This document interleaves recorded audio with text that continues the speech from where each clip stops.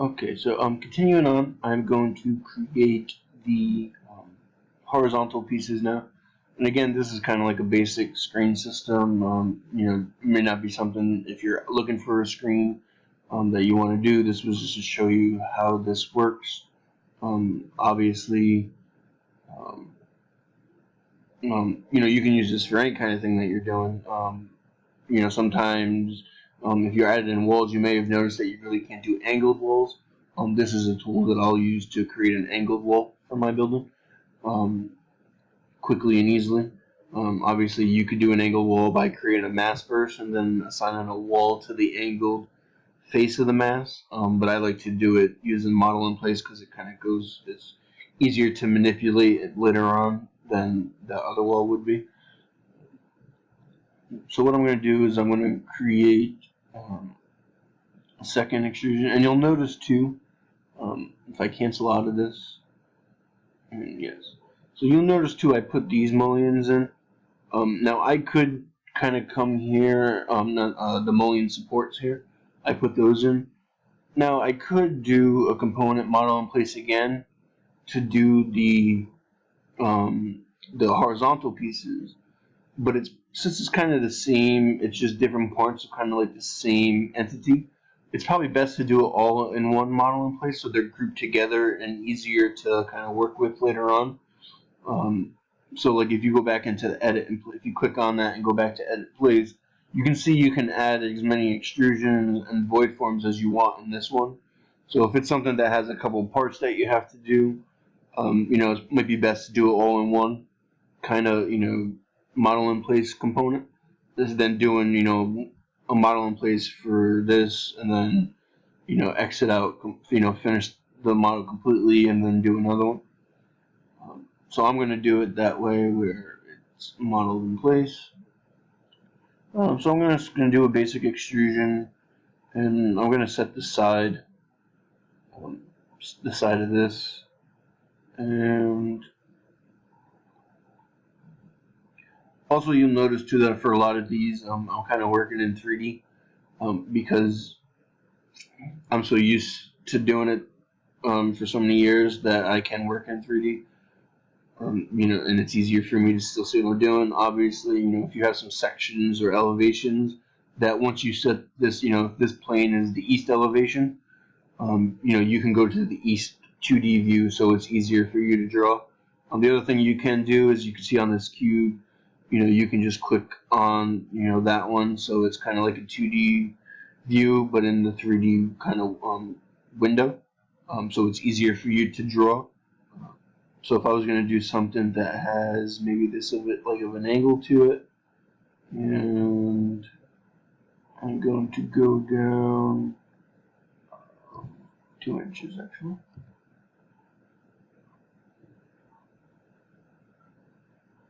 Let me go out a little bit more.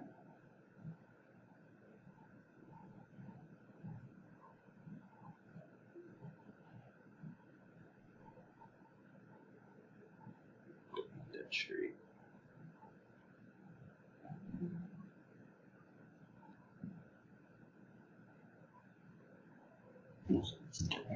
Whoop, not 10 feet.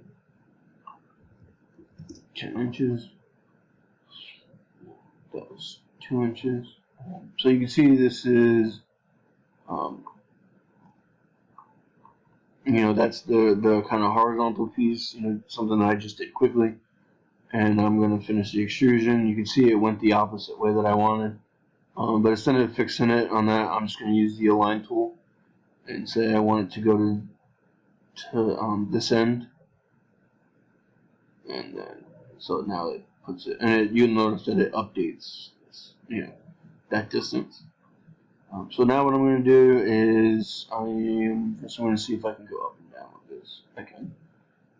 So again, I'm going to make this a group, and I'm going to call it screen horizontal, just so I know what it is. And then now, again, this is something where you can use the array tool if you want to array them, or like if you have a distance, say, let's try a foot. And again, you can use the multiple tool where you can just keep clicking. Once you have one in, you can just keep clicking the distance in that you have.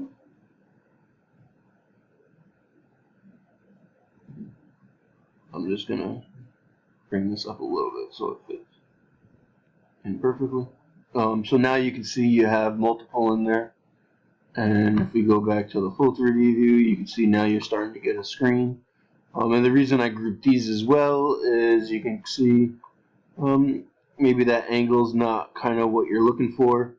So now that it's a group, if I go in and change the angle of 1, since I made it a group using again that group tool that was here.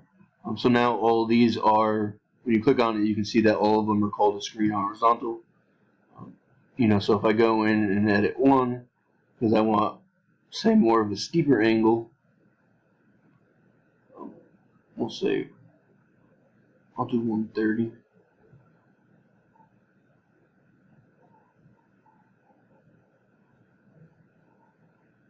So now if I wanted more of a steeper angle, instead of having to change every single one, I can just change one and it's going to update all of them. So now you can see you get more of a steeper angle to that creation. So that's kind of a quick way that you can do a screen like that, a custom screen like that. If that's the type of shading device / screen that you're looking for. The other way that you can do it that I'm going to show quickly, I'm going to do a separate model in place. Call this one screen 2.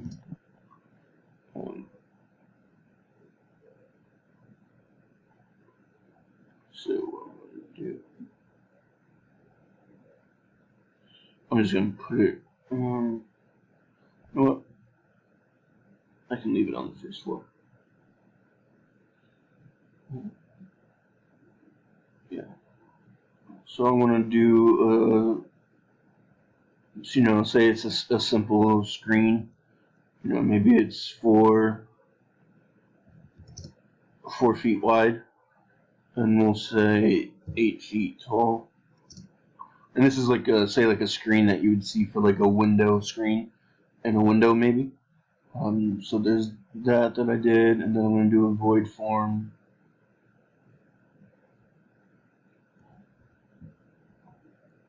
And you see I used the tab tool.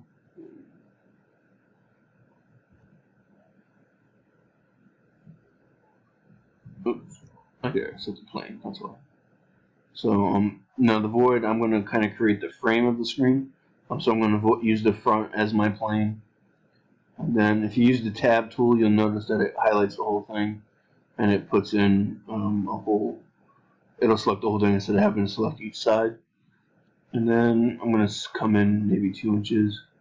The same thing works for copy. So if it offset, so you can see right now a copy is checked. So if I offset it, it'll create a copy. If I uncheck that, and then tab selects all the lines, it'll just offset it like that. And then, so I can void it out.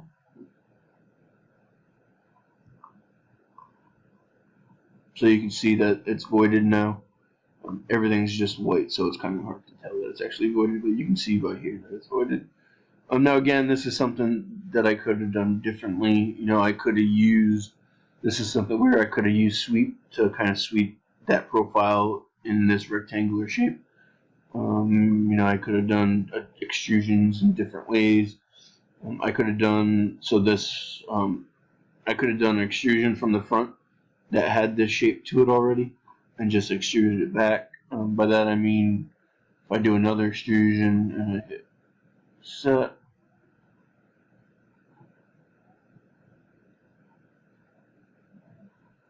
and I'm just going to come over to the side a little bit. I can do 8 feet by 4 feet.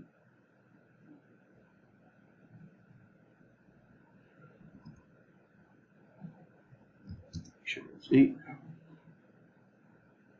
And then I could have offset this by 2 inches. This is where you want to copy, because I'm doing that profile to start with. And then I want it to be 2 inches thick.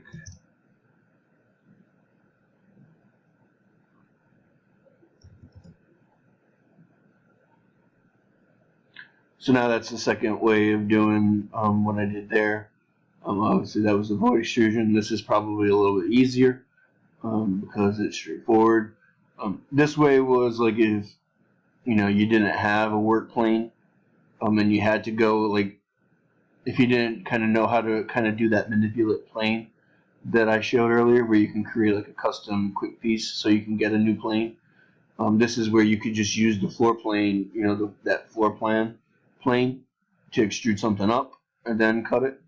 But like if as I showed you, to kind of create like a quick piece that you can pick a new plane and then you can create that so it's more of a simpler shape. Where this really comes into effect is basically the more kind of working parts that you have, the more Revit has to remember, so the file size will start to become bigger. Obviously, for shapes like this, it's not too bad to use, just because it's not like a big kind of like thing that has a lot of kind of different cuts and stuff through it. Obviously, this is like a big void, but like if I had like little circles that were going through, there's probably a better way to do it. So that's why like this is a little bit better than this, because this one you have to create this shape. I have two things. I have one extrusion and then a void one, where this one is just an extrusion. So I'm actually going to delete these so I don't have them. And then to actually do the screen, I'm going to come in and I'm going to do a screen and actually cancel.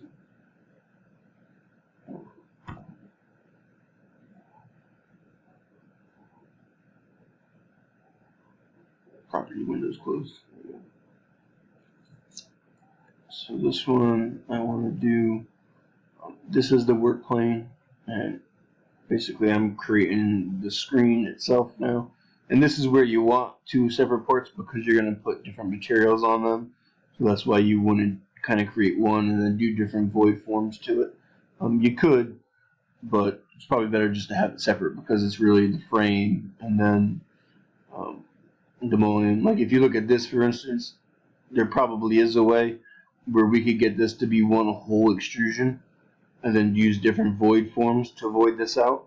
Obviously, like just looking at it, I could void out this kind of weird shape, then each of these, and then the inside. But it's simpler this way because it's easier to create the parts and then kind of assemble them, kind of the way that you did your kiosk design where it had to be assembled. This is kind of like how you want to model as well, especially if you're putting materials to it and stuff.